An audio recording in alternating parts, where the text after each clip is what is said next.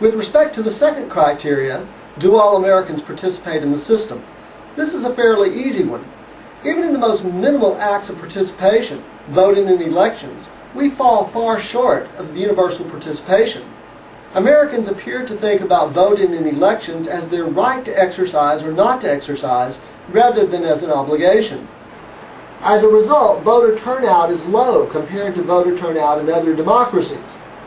In the most visible elections of all, presidential elections once every 4 years, only roughly 50% of the eligible electorate turns out to cast a ballot.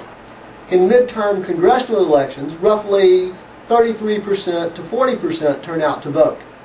That compares to over 80% and sometimes over 90% in many other countries' national parliamentary elections. As we go down the ballot, so to speak, in American elections to state and local offices, voter turnout drops off dramatically.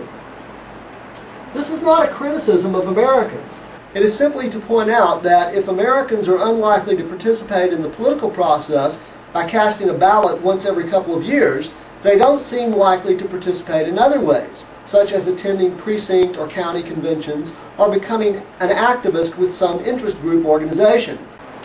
If few Americans participate in the political process in any meaningful way, then we must set aside the traditional model of democracy as a description of the American system.